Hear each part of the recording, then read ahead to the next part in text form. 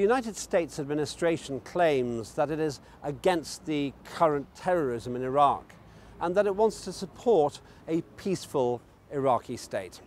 However, the shocking reality is that ISIL has enjoyed considerable support from Western powers, especially the United States. The crisis in Iraq is repeatedly and wrongly presented by Saudi Arabia, Qatar and Western powers as a conflict based on a Sunni-Shia rift. But everyone does admit the fighting has been very intense. Iraqi armed forces have been in fierce engagements against ISIL terrorists, who have overrun parts of the Arab country and announced what they have called an Islamic caliphate. As the fighting has continued, many have begun to feel America should be held accountable for its part in the ongoing crisis, where militants whom they have backed are carrying out acts of terror and committing atrocities against the people. So why has the American government supported terrorists in some countries and condemned them in others? What were its reasons for backing terrorists in Syria and then opposing some of the very same people in Iraq? And what does all this tell us about the true motives behind American policy in regard to terrorism? These are the simple, if challenging, questions we sought to answer, and we began by asking the American public for their opinion on why they felt their government had supported some terrorist groups in Libya. Here's what they said. In my opinion, I'm not 100% versed in the subject. I believe we supported terrorists in Libya because it supported us and our personal interests as a country at a time. Well, I think they supported terrorism in Libya just because, like, in the past, like in Cuba and other dictatorships or places where the people are oppressed, we put in people and we support them even if they have acts of terrorism towards the main government. It's for the support of the entire country's people. I think it was actually to support the jihadists who were intent on overthrowing the government of Muammar Gaddafi, who, as you probably know, was a very brutal dictator. So I think in that regard, it was probably the lesser of two evils to be able to support him and, see if we can come out a winner by defeating and eliminating the government of Muammar Gaddafi. To overthrow Gaddafi. He was a brutal dictator, and they wanted him gone. They wanted him gone for years. I would love to say it's for natural resources, but as far as Libya goes, the only thing I could think of is maybe manpower. Now, as far as supporting terrorism, I think it's pretty much playing devil's advocate. It's picking a, I don't want to sound cliche, but it will come up that picking a lesser evil.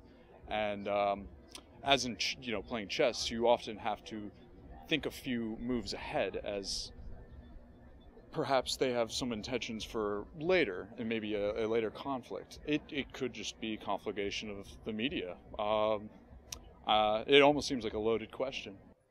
I think that a lot of it has to do with the particular goals that the U.S. is trying to achieve in that region.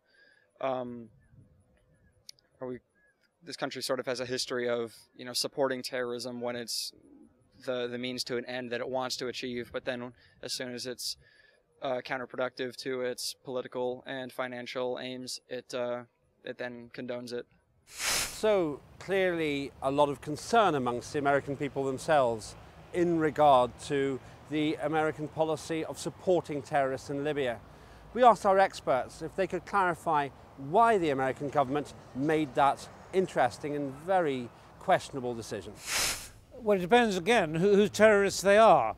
Because they were profoundly in favour of the Arab Spring and they wanted to see Gaddafi gone, they supported the people who opposed Gaddafi. To Gaddafi's men, those were terrorists. The interesting point, of course, is that Gaddafi was somebody we were trying to support until shortly before, but that's another matter. They supported those who opposed Gaddafi because the Arab Spring looked like an advance of democracy across North Africa. The US actually saw the overthrow of Gaddafi as a model for successful liberal intervention. Since NATO's liberation, the country had seen ongoing clashes of violence and atrocities. And let's not forget that at the very same time, in 2011, the whole of the Arab region was engulfed in uprising. Now, this instability in Libya at the time was exploited by the US to maintain this political vacuum, allowed the US to then gain control. And this is why the US support terrorists in Libya. So while supporting terrorists in Libya, the American government also claims to be condemning terrorists in places like Nigeria, Kenya, and the Central African Republic. Why is that? We asked the American people. I think part of the reason that the United States has such a back and forth policy when it comes to terrorism is that it all comes down to what the government's interests are and who they're rooting for. Again, if you look at what the government has to gain or lose by opposing or condemning terrorism in other countries, I think it's, for political or financial gain. I think that about sums it up. There's no such thing as absolute morality. It's all relative, and when it's good for your country, you support it, and when it's bad for your country, you fight it. I believe they try to condemn it as an act of controlling it or ignoring it. It depends on, I really think, the views, because it seems like they're more worried about other countries. I'm sure they're worried about it, but in the media's example, it doesn't seem like it's a main focus, which I also believe is a problem, because as a country who steps up and believes freedom should be guaranteed for everyone, they don't always necessarily act like they want freedom for everywhere, focus on that point a lot. Well, it seems over the last few years that the hotbed of terrorism has really spread across the globe, and some of the nations in Africa are becoming a real hotbed for training and support of terrorists globally, and those groups are really committing genocide in many of those nations. So that's the reason for the U.S. Condemnation of those activities in parts of Africa, I believe. Well, apparently that's the hotbed of terrorism activities in the world, kind of a training ground, and I suppose that's why they're doing that. Supporting terrorists in Libya, opposing terrorists elsewhere in the world. A contradiction by the American government, not easily explained by the American public. We asked our experts if they could clarify this confusing state of affairs. I don't know whether they claim to condemn them or whether they do condemn them. The fact is that Boko Haram is an appalling organization. In general, there's a feeling against intervening anywhere nowadays. We've had enough of that with Afghanistan and Iraq.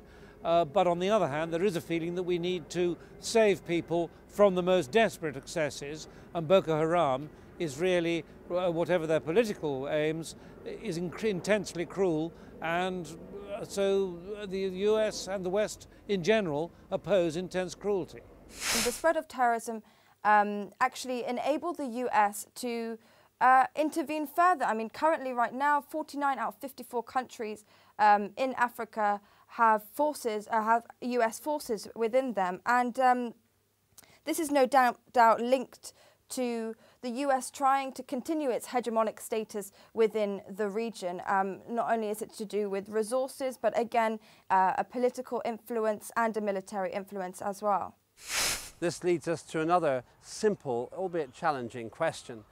Why has the American administration supported terrorists in Syria? This is what the American public thought.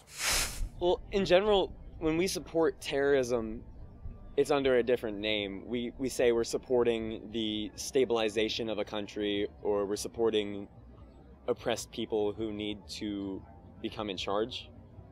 And whether that is for those people or not, we don't really have a gauge on. We just think if we support these people, we can get these resources out of them.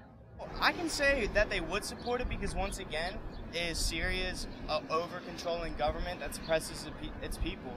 And in every really world stage or place that we've gone in, it's to free people from suppression and, you know, fascist regimes. And I think that's why they wanted that for them to be free again. Now, I don't necessarily think we should have gone in with people whatsoever because it wasn't a direct correlation with the United States of America, but do people deserve freedom in every country that's oppressed? Yes, I believe they do. In order for our economy to flourish, they say our #1 export is manpower, but that sounds like another name for slavery. But obviously, anyone who studies it knows that our actual #1 export as a commodity is weapons. And, you know, I love the idea of, you know, controlling it, bringing education, but I feel once we stop selling weapons, our economy will crash. They said our GDP went down 1% this last year. So as far as the American public are concerned, some clear comments, but no clear message. We asked our experts if there was a consistent reason behind why the American administration had supported the terrorists in Syria. Well, again, it depends whose terrorists they are. It was hoped that Bashar al-Assad would actually come on side, as it were, and see which way the wind was blowing and become more democratic. He didn't. He became oppressive. There was a wish to support those wanting to overthrow him. There was also a wish not to intervene. As a result, both US and UK said, stand back, it's an internal matter. But that was 18 months ago. It's got worse and worse and worse. In terms of supporting terrorists, they haven't. In terms of approving of what they're trying to do, they do.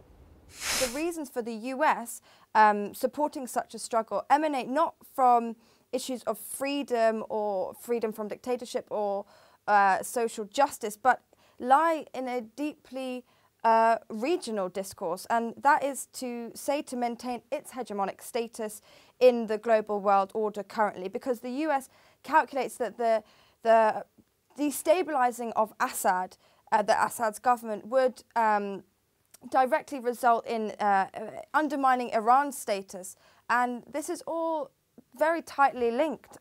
However, the repercussions of this have heightened and exacerbated violence within Syria, and their levels of violence are just off the scale. With all these confusions in American policy towards terrorism, we're drawn to another question. Who are the terrorists in Iraq? And why is it that the Americans seem to have difficulty in condemning them? Here's what the American public felt. The terrorists in Iraq really depends on who you ask.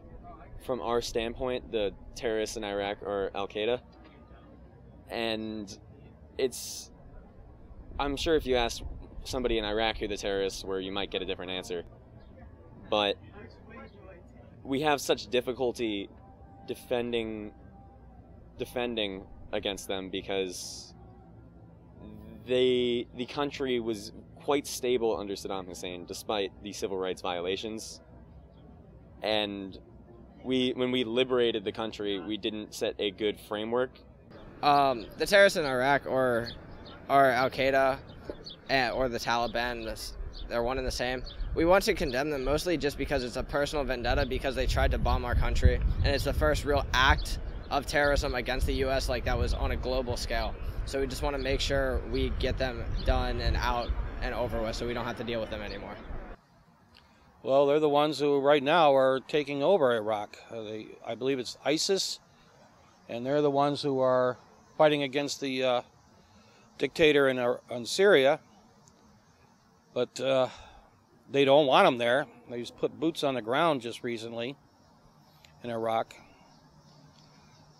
They're more or less letting Iraq take care of it themselves, for the most part, except for a little bit of assistance by us.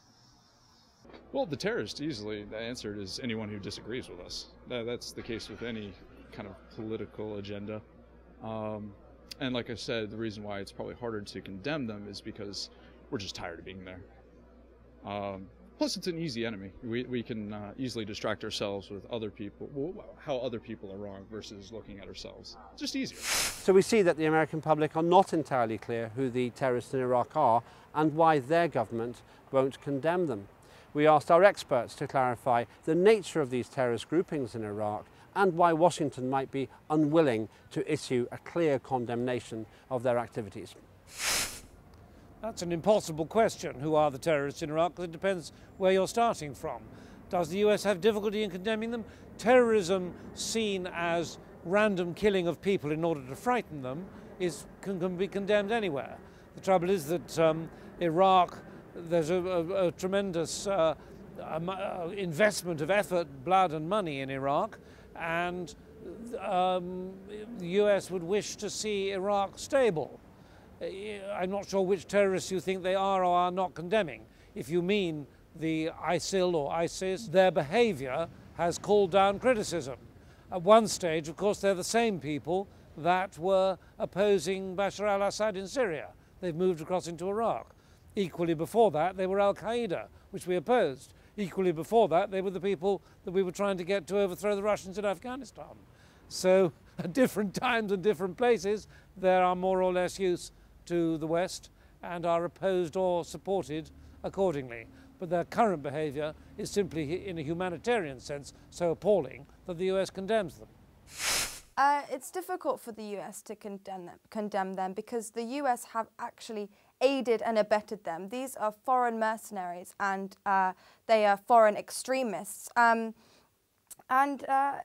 reason why they have troubles condemning them is because they can exploit this situation. Again, the region, as the US has left in this terrible position, this terrible state since the invasion in 2003, they have continuously exploited the fact that Iraq right now is so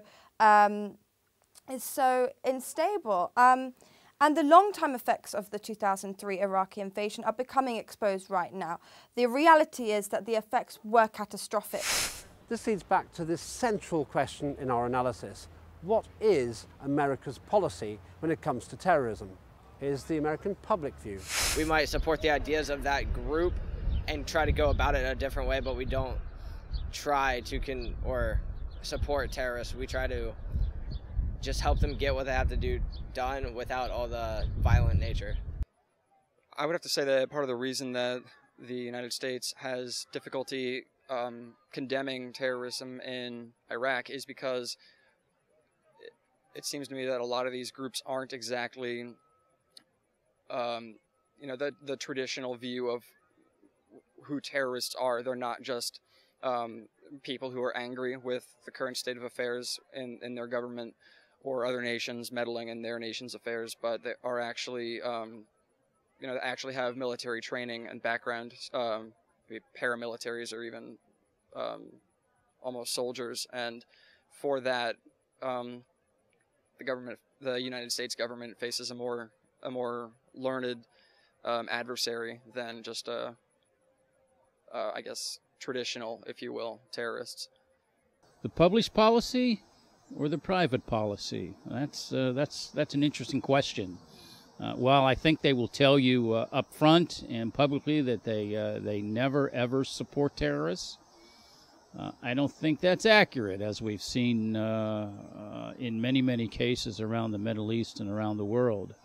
I think the U.S. government does whatever suits its need at the time. It's all about money, it's all about oil, and they'll do whatever it takes to protect their interests in many parts of the world. We can see that the American public are not clear what their government's policy is with regard to terrorism. Is there an objective answer to that question? We gave the last word to our experts. Well, it depends what you regard terrorism as being. Terrorism is nowadays defined as the opposite of freedom fighting. One man's terrorist is another man's freedom fighter. But originally it was a state policy. The reign of terror was what the French Revolution instigated in order to get people to come on side. And it's been used in the 20th century, of course, in Russia by Lenin and Stalin. It's been used in Germany by Hitler, and in many modern states, terror to control citizens. In those terms, some people would say that the US supports the terrorists who are against the governments that they oppose. Okay, well, the Geneva Protocol of 1977 stated that any of the following acts should remain prohibited at any time to any people. This involves violence against to the life and health of a person, collective punishment, acts of terrorism, taking of hostages, etc., etc. But you see that the word terrorism is set in stone here. However, there is no definition of terrorism. Academic named Halliday, he presents three conceptual arguments of terrorism. That's terrorism from below, which is the people against the state. Terrorism from above, which is the state against the people. And a globalized intellectual, ideological terrorism. And the latter, those two, from the terrorism from above and the ideological terrorism, are the two that the US are guilty of. And of course, acts of terrorism, they must be condemned, but we must also condemn acts of terrorism that are state terrorism.